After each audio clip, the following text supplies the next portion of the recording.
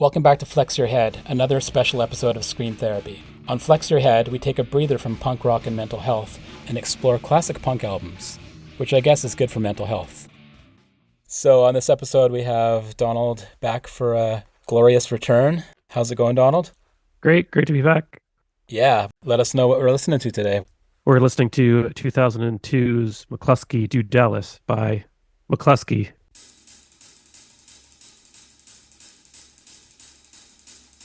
Either you are while you're falling apart and it open a can of worms. And that gun's in my hand and I know it looks bad, but believe me, I'm innocent. And I'm fearful of flying, and flying is fearful of me. And I covered my eyes when she told me the news, turning me on with my lightsabre cocksucking blues. All right, well, first of all, welcome to the least listened to episode of all time, Flex Your Head. I'm just going to put that out there right away. Mclusky, one of those bands that people talk about, but no one's really heard. They're a band that put out 3 albums, and the one we're talking about today is called Do Dallas. It was their second studio album, and they released it on April of 2002, 2 Pure Records out of UK. And then we will talk about later is that it's produced by Steve Albini, and the band went to Chicago to record it. The people in the band, Andy Falkous, who is quite the character, we'll get there later as well, vocals and guitar, Jonathan Chappell or Chappell, let's go with Chappell, bass and vocals, and then Matthew Harding on drums. Donald, what do you think? What's your opening thoughts on this one? I mean, whenever we talk about this album or this band, you're always like, nobody's ever heard of this. Nobody gives a crap about Mclusky. They're all myth, they're legend. Which is kind of funny because that's what Falkous says himself as well. But I always thought, I guess they were bigger than they actually were. And I was trying to figure out why the hell did I think this band was so big? And, I think it's because, at the time the album came out, AV Club, Pitchfork both had it in their best of the year. And that was kind of the stuff I was reading at the time. I swear, it's amazing to think this because I don't think this song would make it on the radio now and definitely not get played on a morning show. But I'm sure Lightsabre Cocksucking Blues was getting played on morning radio in the UK at the time as well, which was what I was listening to. So, like these big online publications were saying it was the album of the year and Lightsabre Cocksucking Blues was on the radio, at least in my mind. So, I always thought they were this huge band, but they don't have a single video on YouTube with over 1 million views and like nothing really even close. So yeah, you're right. They're one of those anomalies that no one really, for some reason, knows about them. The thing that really strikes me is, this is essentially a way better version of the Pixies. And the Pixies are huge. They're one of the biggest alternative indie rocky bands of all time. And this band should have just blown them out of the water. I don't know if they're, I guess I would say they have influence there. I would imagine that Andy, when he started Mclusky, Pixies would have been one of the go-to influences, but so was all the bands that were coming out of Chicago, like Shellac and Big Black and these bands. And that's who he mentions and compares the band to a lot. And yeah, whether or not he made that connection himself or he's picking up on what reviewers have said, because, in that initial Pitchfork review, they compare the band to Pixies, and then sort of following on from there, it's like every interview, Falkous is saying like, we're sped up Pixies. I always thought Collagen rock was a piss take on Pixies and their song UMass, and the whole idea that Pixies were the original college rock band. So maybe there's something there as well. Oh, I thought it was a slagging off of the NME. Indie rock or punk, this band to me is a punk band. There's no question. Does it really matter? The energy there is a punk energy, very sarcastic and satirical. Yeah, categorization, especially in punk, gets pretty dumb when you're dealing with hundreds of subgenres. I think it's funny that Falkous calls them a pop band because, last time we were talking on this podcast, we were talking about White Lung, which is like far and away, a loud, abrasive punk band. And, their lead singer also considers herself a pop songwriter. I thought that was kind of funny. I don't know. I guess all punk singers with delusions of grandeur consider themselves pop stars. But the bass playing on this album, I want to talk about that for a second. Wow, like the bass tone on this record, the bass playing, I don't know if you've seen any of the live footage, but it's just Jonathan Chappell, whatever. What an amazing bass player. I know he went on to form some other bands later on after Mclusky broke up, but yeah, that's just the perfect bass tone.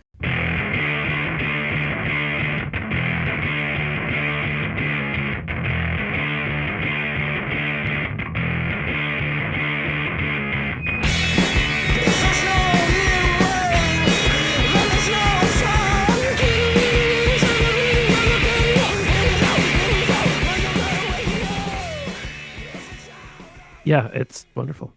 I don't know what else to say. Yeah. We'll just leave it at that. Yeah. So we've got 14 songs. Well, let's say 14 and a half. We'll dissect what's happening at the end of the album there, but 14 songs. We mentioned Lightsabre Cocksucking Blues, which is the opening song, and then the 1-2 punch. After that, No New Wave, No Fun, and then Collagen Rock is the third song. I mean, it just goes from there. There's a few, I wouldn't call them duds, but there's a few songs that aren't, for me, quite as great as the rest. What songs stand out for you? Collagen Rock definitely stands out. To Hell with Good Intentions, I think, is a great song. Fuck This Band is probably the funniest one on there. I remember at the time this came out, I think Alan is a Cowboy Killer was one of the songs that everybody mentioned as their favorite, which I wasn't as into. I think I am more so now. And then the other one that stands out is Gareth Brown Says, stands out because there's a modern band called the Neutrals who put out a song last year called Gary Borthwick Says, which feels very much like the empathetic version of Gareth Brown Says. The humor in here with song titles like Cliche Application Form and The World Loves Us and Is Our Bitch. They use the C word a few times in the lyrics. They definitely swear a lot. Funny in Fuck This Band, where they say this band swears too much, through the lens of maybe a North American listener that wouldn't necessarily know where this humor is coming from. And, you know, this is in early 2000s as well, right? So we live in a totally different world now. I could see why people would be offended by this album, not just because it's screamy and unhinged, but also the lyrics are very borderline problematic. One of the big points about the band is how much can we push the envelope. Oh, yeah, for sure. And there's a great description of their music in a German fanzine called Ox, where they basically call it nihilistic anger with needy, grumpy, and hysterical vocals. And that's the best description, I think, of the album. If it's needy, grumpy, and hysterical, that's definitely it. And I think a lot of 2002 music and music writing was like that too. Yeah. I love in Lightsabre Cocksucking Blues where he just starts screaming the lyrics, but he doesn't really know. It kind of just trails off into nonsense. But he's got this thing where he hits this pitch, but then he gets to such a point where he can't continue on with the projecting in the throat. So it just kind of goes, but he's still saying the words somehow. It's really, really funny. Yeah, it's almost like pantomime kind of stuff. Just sort of gives up. It's like, F this. I'm just going to, who cares about the lyrics anymore? I'm just going to try my best to like force out the sounds that kind of could replicate the lyrics.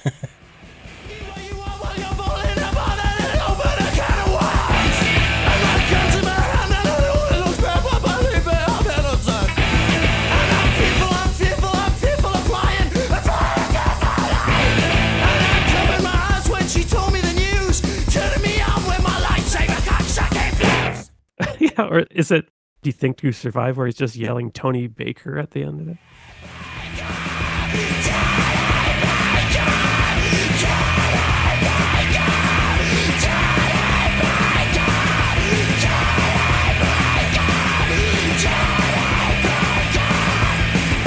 Yeah. Who's Tony Baker? Some like TV presenter or something like that, I think. Oh. Speaking of which, did you see that footage on that thing called the Pop Factory where they play To Hell with Good Intentions? It's hilarious because the announcer says, "They put the heart in hardcore. It's Mclusky." But then the people in the crowd have no idea what they're getting into. Like it's all these sort of like clean, like shiny people that are like in the front, like kind of dancing, like faux slam dancing, moshing, but they just don't even know what's going on. And of course, with bands like this where they go on live TV, they're not pulling punches at all. They're just like going full on. And yeah, they know they're not going to get invited back. Yeah, exactly. Yeah, so if you can find that, it's totally worth checking out. I really like Chases. It's the second to last song. It's really cool. It stands out as being a little bit different than the rest.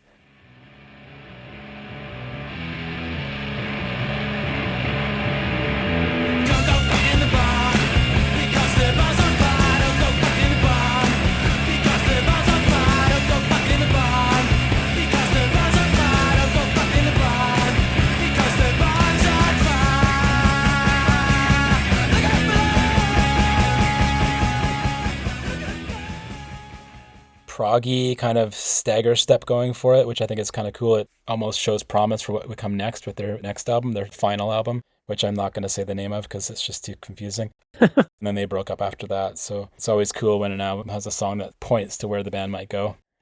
It's funny in later interviews because I found one where he said our songs are simple to almost to the point of satire, and it was one of the reasons why John left, because a song like "The World Loves Us" and "Is Our Bitches" one riff, and he got bored with playing the same riff over and over again. These songs are really simplistic. It's one of the things that I might say would be a bit of a drawback, especially on this album, Do Dallas. There's quite a lot of songs that are hung on one riff for the whole thing, and it's the whole quiet, loud formula that a lot of bands in this genre made into huge careers. But there's something about it it's almost like they're testing us with that simplicity, kind of poking at us and saying, how much can you handle? like Collagen Rock's not really a song, is it? It's just like, just two like little riffs on repeat with some screaming. It's the screaming that does it. Oh, I love the screaming. Yeah, exactly. So I found a couple covers. Bully, the band Bully, who is led by Alicia Bognano. She's actually on the Scream Therapy podcast a couple years ago. Bully did a cover of Lightsabre Cocksucking Blues, which is actually pretty good.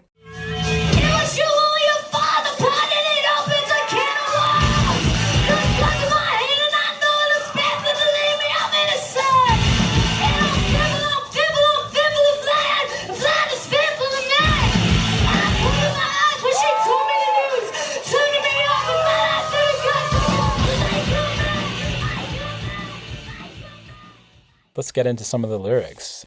He sings, one of those bands got paid, I heard. One of those bands has fake tits, yeah. And that's the line that sticks out. My favorite from that one is the little kid pissed on the big kid's porch. He thinks he's amazing, but he's rubbish, of course. Is that a self-deprecating dig at himself? He's always kind of throwing rocks at bigger bands. I like in To Hell with Good Intentions where he says, my love is bigger than your love. We take more drugs than a touring funk band. I love my dad is bigger than your dad. He's got 8 cars and a house, and I don't know if the line is Ireland or Isla, but yeah, either way. Actually, this is funny too, because Andy Falkous having an accent, a lot of bands when they sing with accents, they just sort of drops and they just sound like they're American or something, but with him it's very pronounced, so a lot of the times I couldn't really understand what he was saying until I saw the lyrics. I always thought it was, one of those bands got paid ahead. I always thought it was like, they got paid in advance. They got given a disbursement. That was a bad thing. The whole pay-to-play thing, right?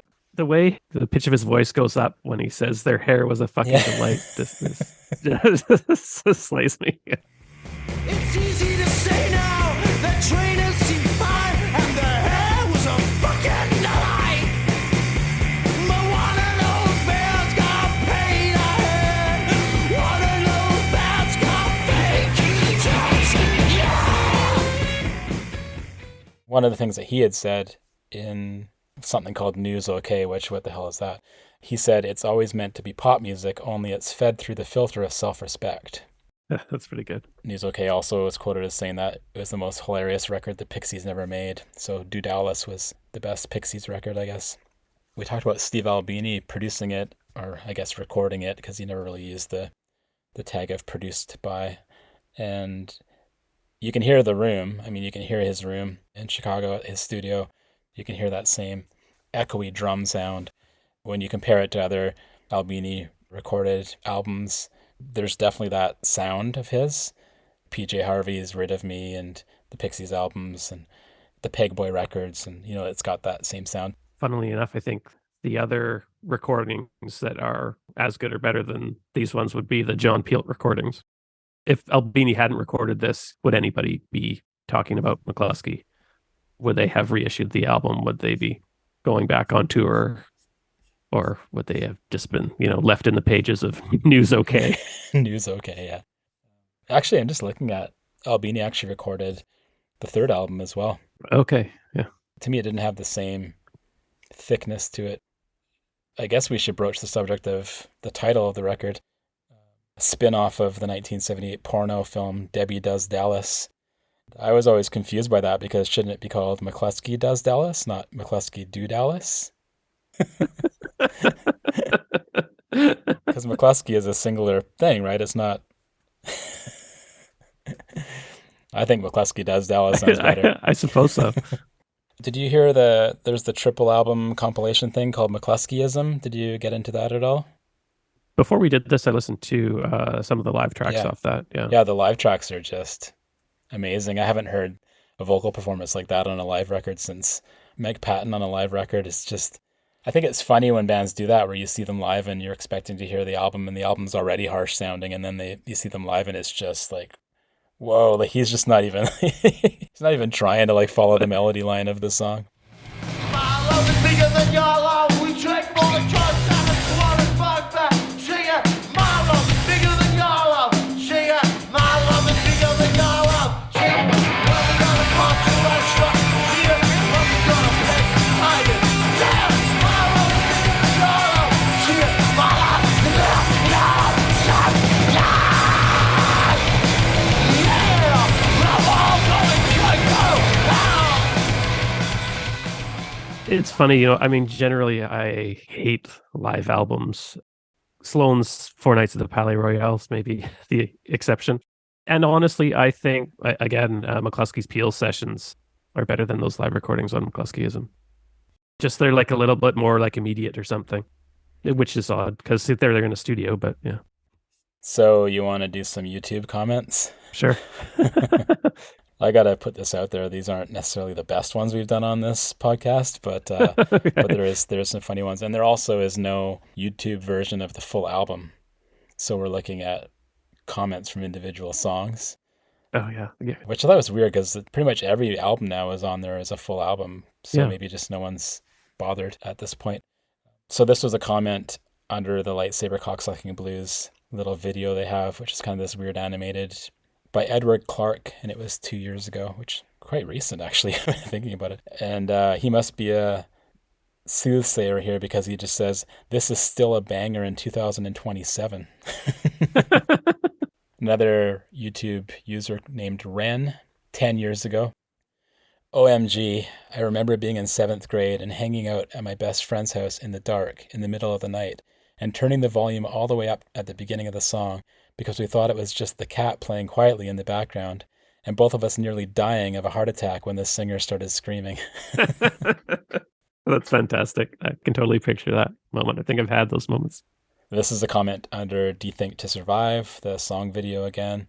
Did you watch all those weird song videos with the animated like cats and faces screaming? And yeah, I've seen the Hell with Good Intentions.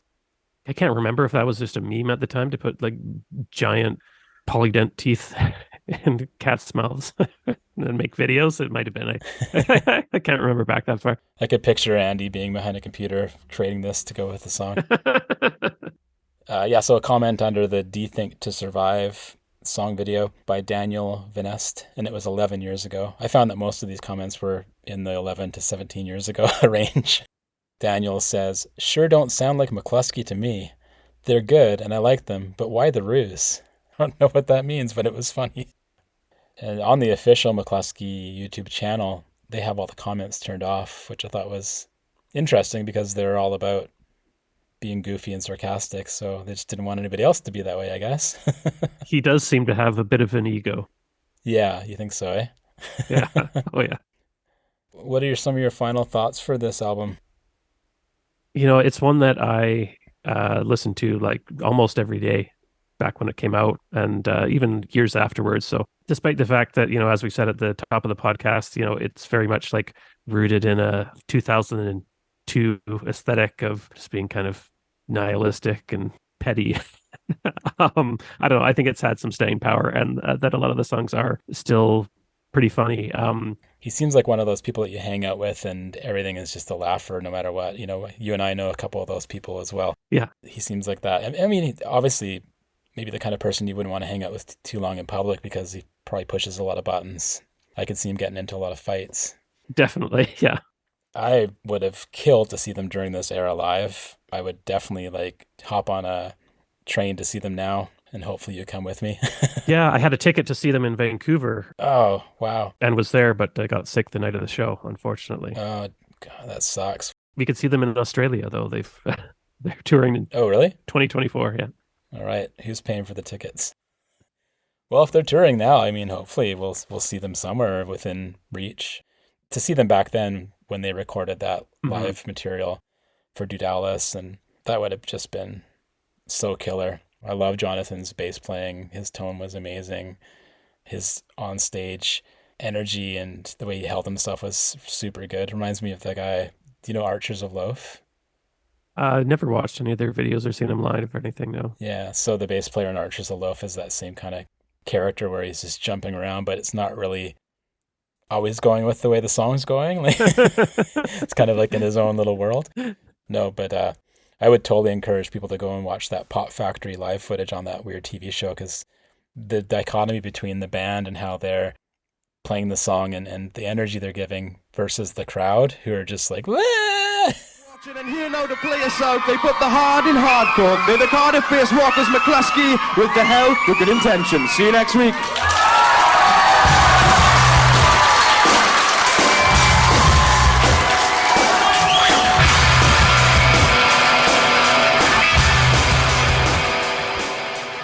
It's pretty hilarious and exciting. I mean, I find this band really exciting to watch and listen to. I like the fact that it's just so grating that people around you might be turned off by it. I like music like that.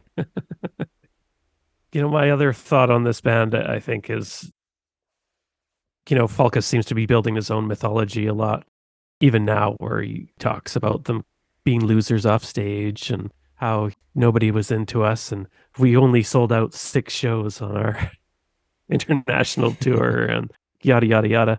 As much as I think he puts on this persona of, this guy in this forgotten band that never made any money. I mean, they were critically acclaimed. They had fans. They sold out shows and did have like a meaningful place in rock history, even if it was sort of fleeting. Yeah, and I think they put out one of the best albums of all time, Dudalis. I mean, you can't really find 20 or 30 other albums to put ahead of it. This has been one of my favorites since I first heard it, and I can't see it stop being my favorite because it's a real earworm of an album.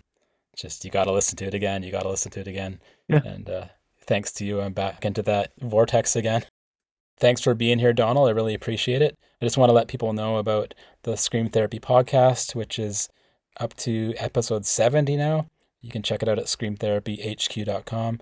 There's information about my new book that just came out, Scream Therapy, A Punk Journey Through Mental Health, which is a nonfiction about my own story and stories of others.